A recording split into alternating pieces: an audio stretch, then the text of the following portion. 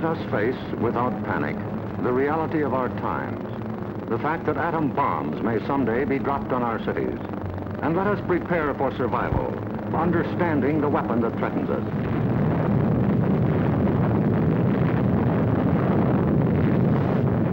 An atom bomb destroys or injures in three ways: by blast, heat, and radioactivity. The blast of an atom bomb is its most important destructive agent. In Japan, whole buildings were flattened by its force. However, many buildings of sturdy construction, even though close to the explosion, remained standing. The principal dangers of blast are flying glass and debris, the fires it may start, and the danger of being crushed in collapsing buildings. The atom bomb destroys by heat. People caught in the open as far as 2 miles away suffered flash burns. Yet, protection could have been easily achieved. Here, a bridge post and rail shielded the surface behind it. Any solid material afforded similar protection. The third weapon of the bomb is radioactivity, thrown off at the instant of explosion. However, the majority of people exposed to radiation recovered completely, including a large percentage of those who suffered serious radiation sickness. Today, they lead normal lives. They bear children. Their children are normal. These, then, are the weapons of the atom bomb that we must protect against: blast, heat, and radioactivity. Our cities are prime targets for atomic attack, but mass evacuation would be disastrous. An enemy would like nothing better than to have us leave our cities empty and unproductive. If an emergency should come, our factories will be battle stations. Production must go on if we are to win.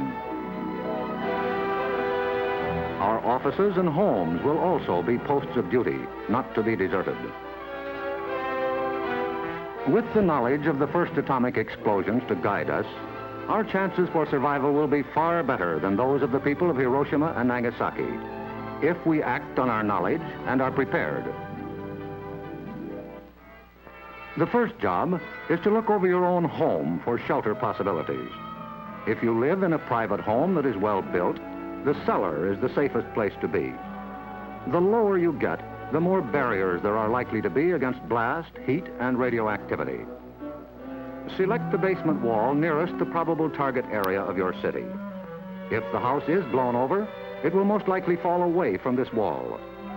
If you have a workbench or strong table big enough to get under, move it into your shelter area near a wall or strong supporting column. If the time comes when you actually have to take shelter, lie under the table.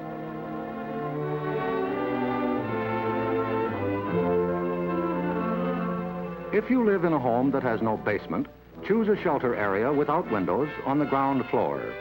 An interior hallway is probably best. In time of emergency, the shelter area should be cleared of mirrors and other objects that might cause injury. If you live in an apartment house, rules for taking shelter will be posted in your building. Learn them. Also, learn the location of public shelters in areas where you work or frequently visit. There are many things you can begin doing right now. Fireproof housekeeping is one, so clean up that attic. Keep waste in covered containers. Don't let trash pile up in the yard. Set aside a small supply of canned goods. They're safe from radioactivity. Have a good flashlight on hand. Electric lights may go out. Keep a first aid kit and learn how to stop bleeding. Make a habit of keeping a bottle of fresh water handy. A radio will be important for receiving vital instructions. Finally, prepare the shelter area and collect all necessary shelter equipment.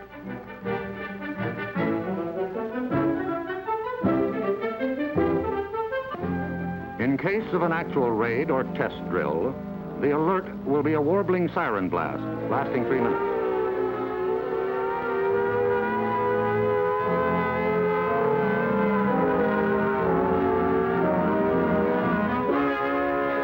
Once you hear this, act fast.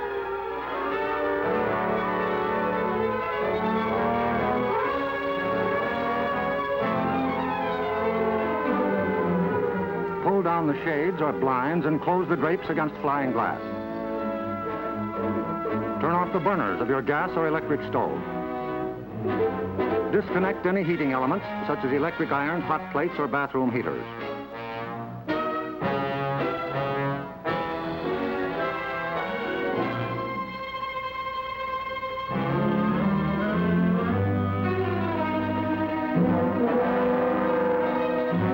Close all outside doors, but leave them unlocked.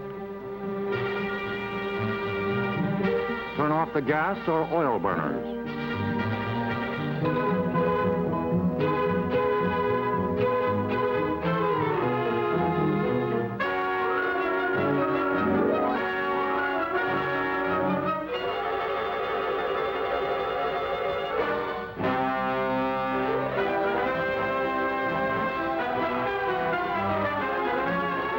Taking shelter may be a race against time, even when you have some advance warning. But possibly, there may be no time. An attack could come without warning. The sky would suddenly light up. If a doorway is right at hand, use it. If the nearest shelter is more than a couple of steps away, fall to the ground immediately. Flying glass and debris are immediate dangers, so stay where you are until you're sure it's safe to move.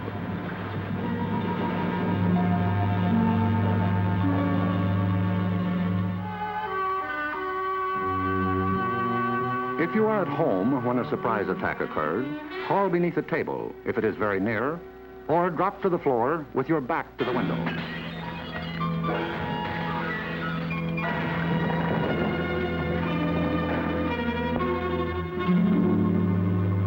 The immediate danger is over in about a minute, unless the explosion occurred near the ground or water. In this case, radioactive materials are trapped in the particles of dirt or water thrown up by the explosion. When these particles fall back to Earth, they may be dangerous. So get indoors immediately after a ground-level explosion. Cover broken windows against radioactive dust with blankets or cardboard. Civil defense radiological teams, equipped with radiation survey meters, will check on contamination in any bombed area. Stay under cover until you hear officially that it is safe outside. If you have been exposed to radioactive dust, wash the exposed areas. Pay particular attention to your hair. Get all the dirt from under your fingernails. If the people of Hiroshima and Nagasaki had known what we know about civil defense, thousands of lives would have been saved. Yes, the knowledge is ours, and preparation can mean survival for you. So act now. Someday your life may depend on it.